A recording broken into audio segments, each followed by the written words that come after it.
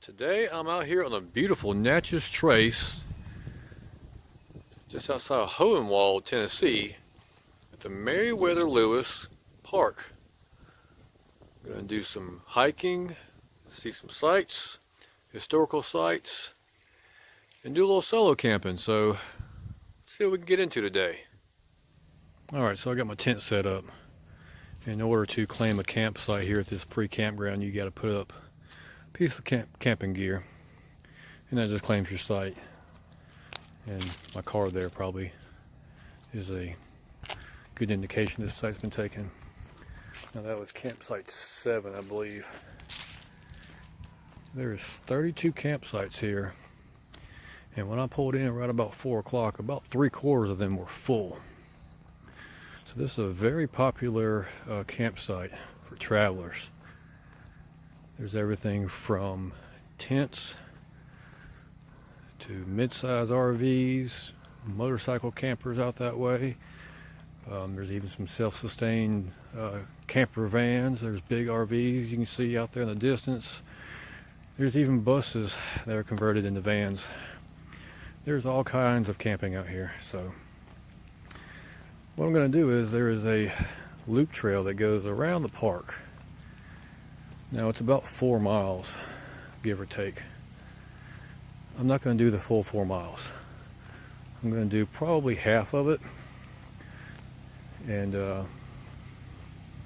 that seems to be the part that's going to be most enjoyable to me, just kind of looking at it. So we're going to get back that way and get started on that trail. I don't know if you can hear that in the background. That's a pressure washer.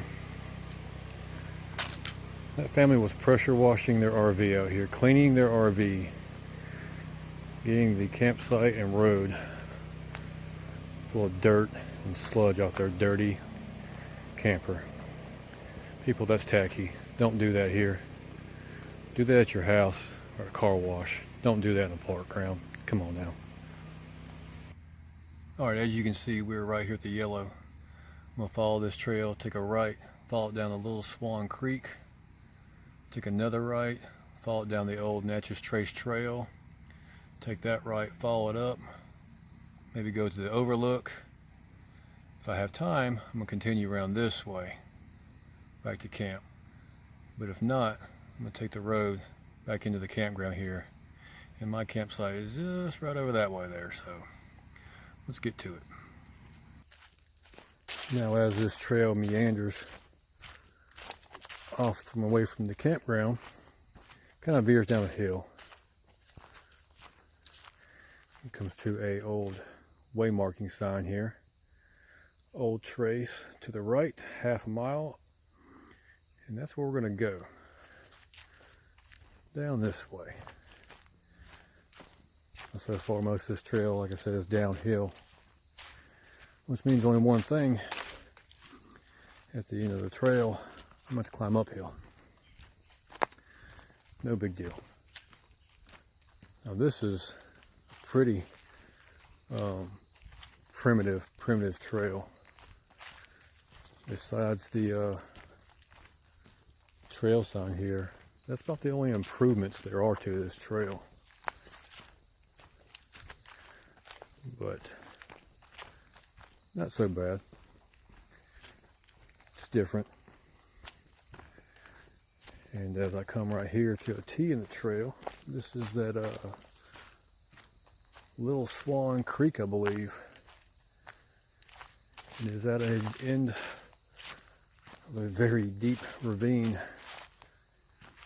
That looks like we're going to go down towards the end of it, or the bottom of it here. As this even goes downhill even steeper.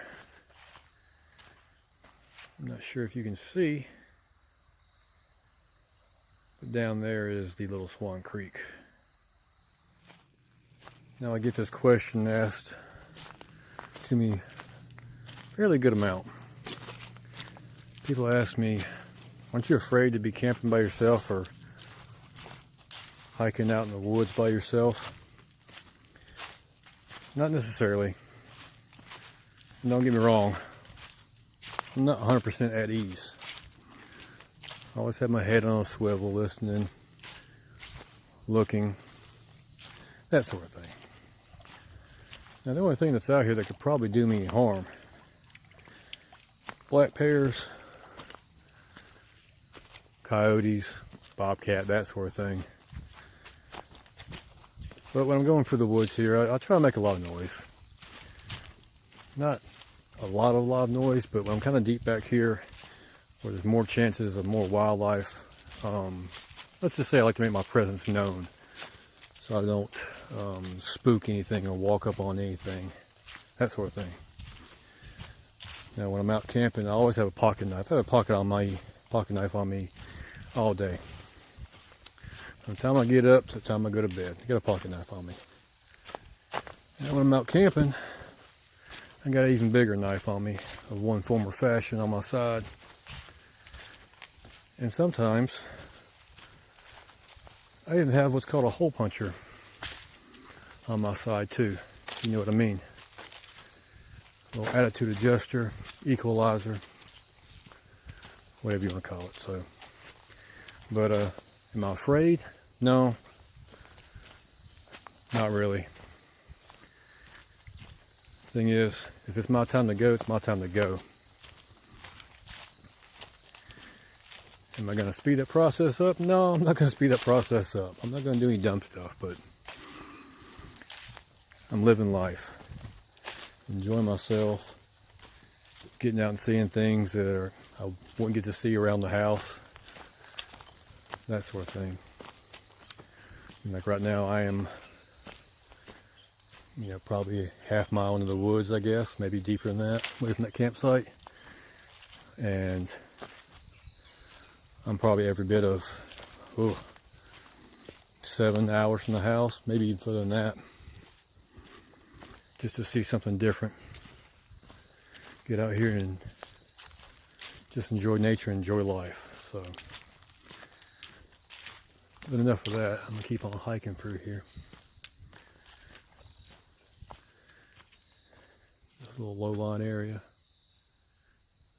pretty nice.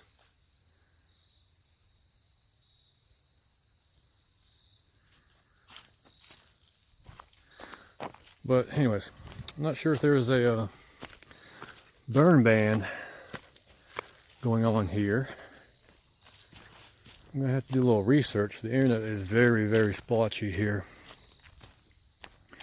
One moment I'll have LTE, and one moment I'll have nothing.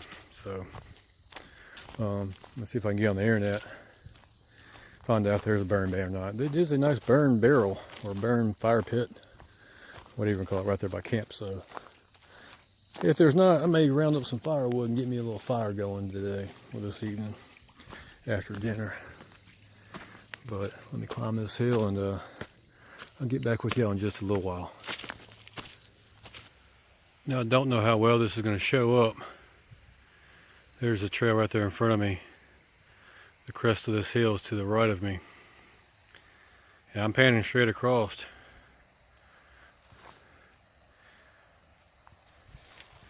And you can't see the bottom in the frame. It's down that way. Maybe you can see a little better now. Right down there is the bottom where that creek is. It's every bit of probably 100 or so foot from the top of that ravine or hill to the bottom there where the creek is. So far, when they say moderate, they weren't kidding. I haven't been on a trail like this with so many elevation rises and falls, I guess you'd say, over such a short period of time. Going for the, I guess like they say in Tennessee, the hills and hollers. You're on top of the hill, and a minute later you're at the bottom of the holler. And then you climb right back up out of that holler, top of the next hill. So I'm enjoying it. Like I said, it's a good change of pace, and I'm glad I did this one. Well, I'm not glad that I skipped lunch today out on the road getting here. My belly's grumbling. I brought water. I didn't bring a snack. I should have brought me a little Debbie. That was my mistake. So now we're gonna go back downhill, and let me get off this and make sure I don't bust my butt because it's a long way down.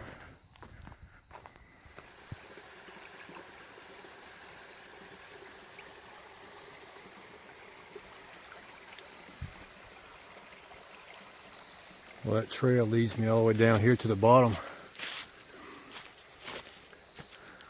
of that creek. And there's a little split here. You can go right there down to the creek and take a look at it. Nice flowing, cold, cool creek. So if you get hot, you can splash you some cool water on you. That sort of thing. I'm going to go back here on the trail. Goes back to the right. Crosses over this little feeder branch. Comes out of the mountains. And I don't know if you can see. I don't know if I'll be able to zoom in. Right there. It's a nice little cascading type waterfall.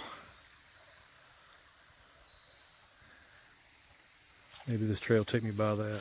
But anyways, let me cross this stream here. I'll get back with you in just a little bit.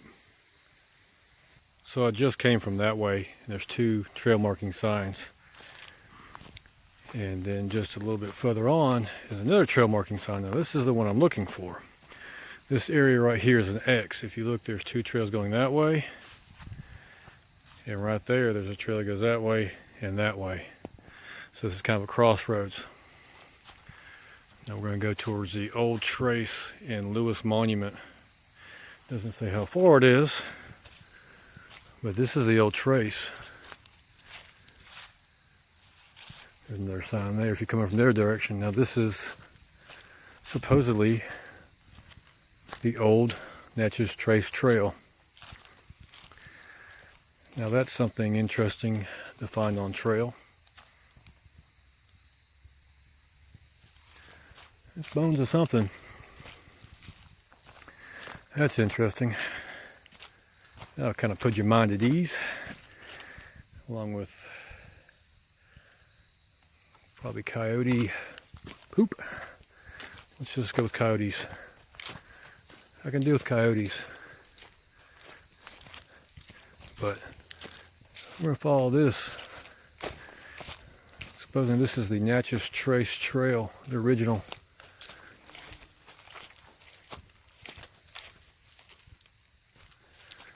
Now, if you think about it, back in the day, the 1800s, this is what the settlers and traders and Civil War troops used. I mean, right there, you can tell the ground is sunken in. Right there's the original trail. This is what they would have seen, more or less, back in the 1800s when they were heading back from Natchez. Now I'm going towards Natchez actually now, physically, but you know what I mean. So this trail here kind of goes into some brushy areas, so different than what it used to be, because that trail that was along the creek there was more open and you can see all the way around you and everything. And here, not so much. If any place to be worried at about getting attacked by animals or whatever, this would be the spot. This would be like how the gangs of people would come and they would hide out. And as the travelers were heading north from Natchez, after they sold their goods and their boat, their pockets were full of money. And that's when the marauders or gangs of people would rob them. Sometimes kill them.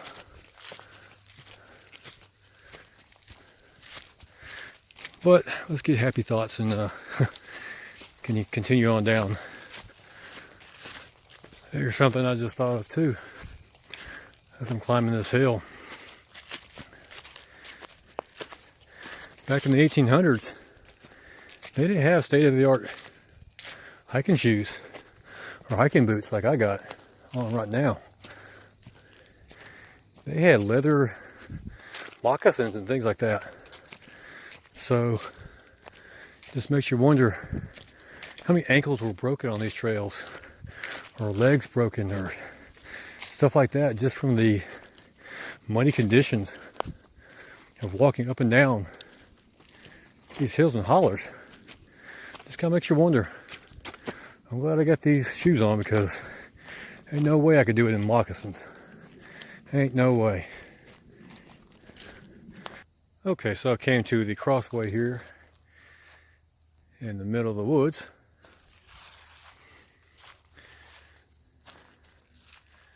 And we're going to go to the Stone Overlook, which is a half-mile that way. So now we're going to go back towards the campground and hopefully on the top of the ridge where I'm not going up and down the hills and hollers again. Yeah, if this video is a little bumpy, I'm sorry. I'm filming on a different phone than what I usually am to save space on the original one. And this one doesn't have image stabilization, I guess you'd say, but hopefully it turns out okay. So we get down this trail here, going back downhill, and about a half mile or so we'll be back at the main road, and then we head back to camp. And I'll get some dinner going, finish setting up the rest of my camp. Got something interesting to cook up tonight. Yeah, it'll be pretty tasty. I hope it turns out all right. And yep, relax, kick back. Wish there was a shower here. There's no showers here. There is bathrooms, but I don't need to use the bathroom. I need a shower because I'm pretty smelly and sweaty. But I got some things back at camp that I'm gonna try out tonight to get a little traveler bath, I guess you'd say. It's kind of interesting. I guess when the water's flowing, go for there, come out there and keep on going down, kind of like a culvert. But yep, keep on going here. I'll see you in a little bit. Well, looks like I made it to the trailhead here. Yep, this is the road that goes back to the campground.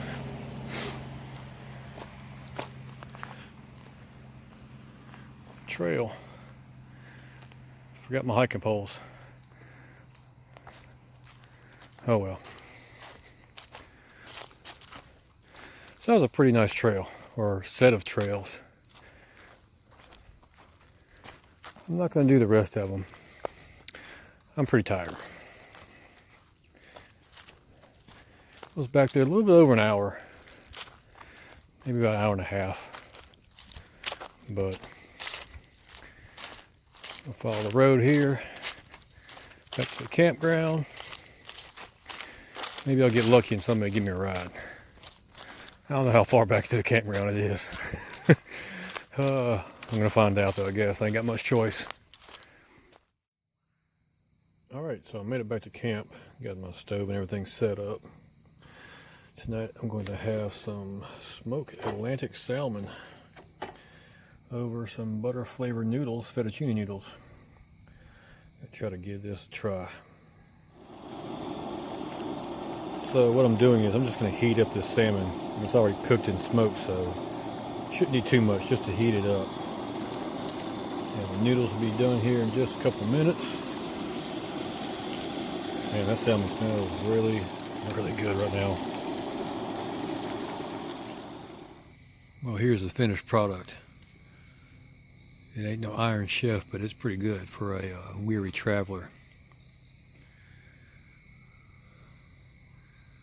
Something is off in the woods making a ruckus. It's starting to get dark out, so I'm gonna hog down this here grub and go sit down and relax somewhere. Wow, that right there was exceptionally good. You got a little bit of a fire going. I ain't gonna get too crazy with it. I found out what that noise was earlier. It's a cat. I don't know if it's a bobcat or a regular house type cat. I heard meowing in the woods. I don't know if bobcats will meow like that. Sounded like he wanted my salmon. That ain't gonna happen. I'm not leaving no leftovers on this one. That was really good. Not as good as the T-bone steak I had, but I really like some smoked fish, and this was very good. I'm glad I did this one. Should have done it sooner. Anyways, I'm gonna finish this up. Get me a holler of an adult beverage or two. And I might go to bed early. All those hills and hollers I walked up and down got my calves hollering. And remember that pressure washer I was talking about 3 hours ago? I don't know if you can hear it, but it's still going. And those people are probably 500 yards or better away from me. People like that is why I don't like camping in mixed campgrounds. Next to RVs, they're just inconsiderate of everybody else. Now my neighbors over here, they have one of those camper vans, conversion vans. Looks pretty cool. It's got the high top on it. Pretty interesting. They're pretty self-sufficient. And they're quiet. They're very respectful of their neighbors. Those people over there, not so much. But enough of my griping and ranting. I'm going to finish up my salmon and noodles here. So the temperature is starting to drop. Not just because it's nighttime. It's because there's about a 70% chance of rain coming up very shortly with that weather system that's coming off the Gulf. So what I'm going to do is I'm going to drop my patio down. Let's take it down that way. Get rid of these tarp poles. Just in case it gets a little sketchy, I guess you'd say. But it's just 70%, so we're going to see what's going to happen with this. Well, it's about 9 o'clock. Been editing videos for the last close to 2 hours now. Waiting on the rain that never came. But it's been a pretty long day, so I'm going to call it a day. I'll see y'all in the morning.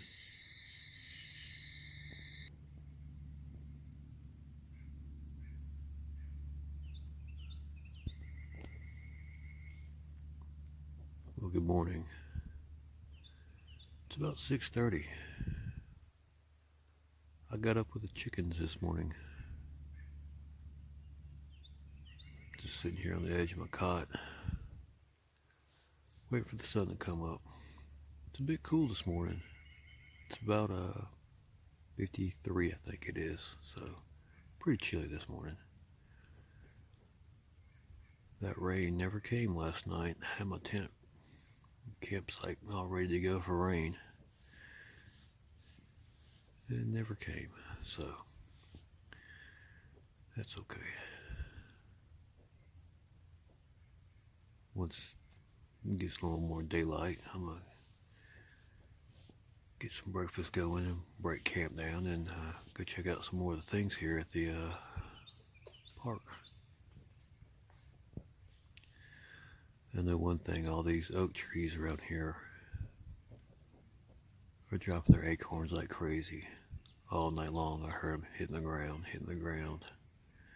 A couple of them hit my tent. I guess it's part of nature.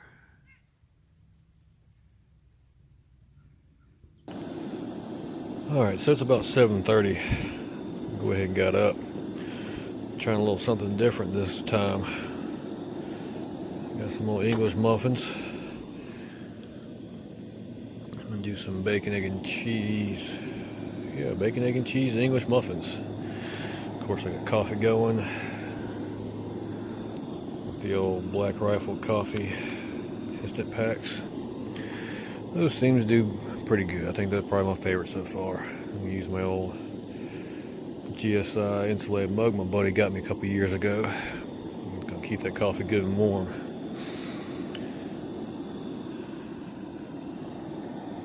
I think it's gonna be a good morning.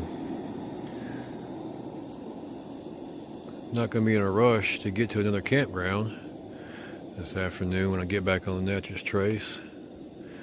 Because when I hit Nashville after this, I got a hotel room, but I got a bunch of stops in between.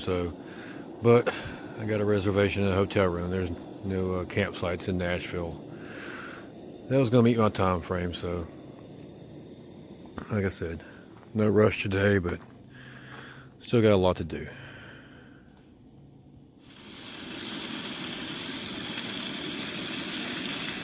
Well, my bacon, egg, and cheese English muffin looks like it's going to turn out pretty good. Got me a healthy cup of coffee. And remember, you're not drinking coffee on YouTube while camping unless you say, cheers. That cracks me up every time. I think what I'm going to start doing is putting my camera outside my tent. And y'all can watch me wake up in the morning. I don't get that either. I just don't get it. Who believes that camera sat out there all night? They edited it out. Come on, y'all. Anyways, enjoy my breakfast, get camp cleaned up, and get back on the road.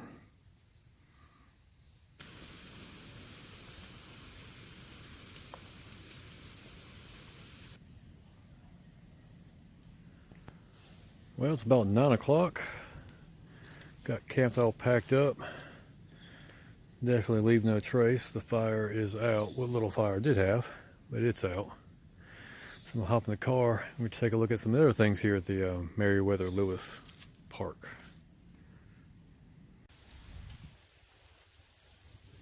Now, not too far away from the campground is Grinder's Stand. This is a recreation of the stand from the early 1800s. And what's significant about this stand is where Meriwether Lewis was found shot to death. Now, some say he was murdered. Some say he was hopped up on opium, committed suicide here. Nobody ever really is going to know. Now, if you don't know who Meriwether Lewis is, he was Lewis of Lewis and Clark expeditions. You can actually go inside here, and it is a very nice exhibit of the life and times of Meriwether Lewis. Was not expecting this at all.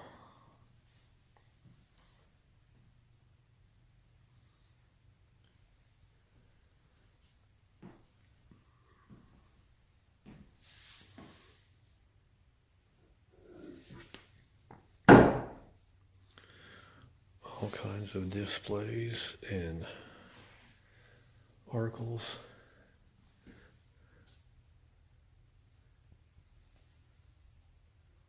Very, very cool.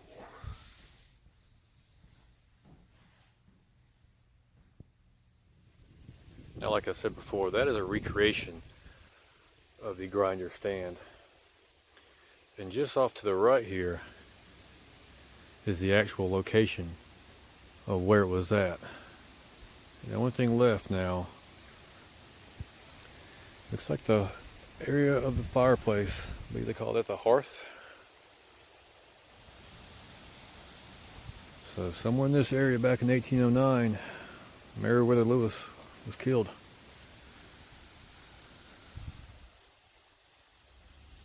Here's a monument that was placed in 2006, talking about the significance of the Natchez Trace and the significance of Meriwether Lewis.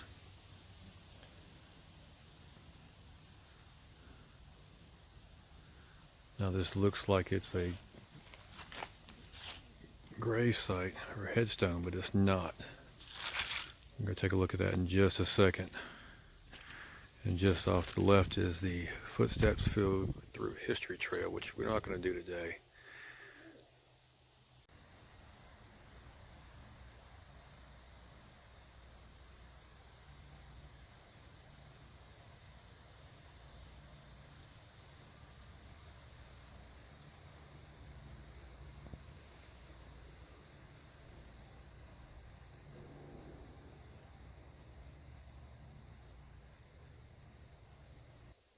So this right here is the gravesite and memorial to Meriwether Lewis. This area is called the Pioneer Graveyard.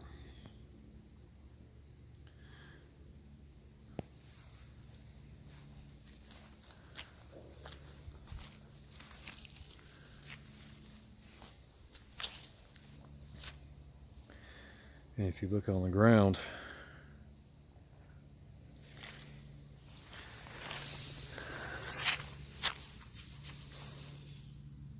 there's grave sites here too, of women and men here, all laid out.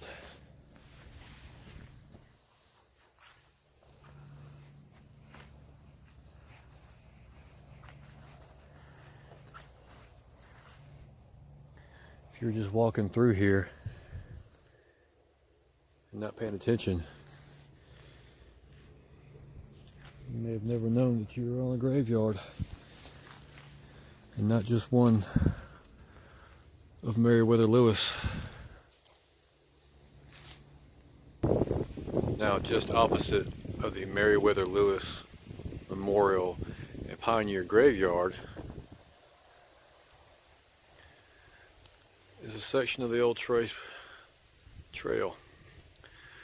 Now this will lead you back to where I was at yesterday. And there's a couple different trails back in that way, but I'm not going to do any more hiking today. I'm going to get back on the Natchez Trace Parkway and continue my journey. If you're interested in those videos, I'll leave a link in the description of a playlist to those videos. I really enjoyed my time here at the Meriwether Lewis Park and Campground.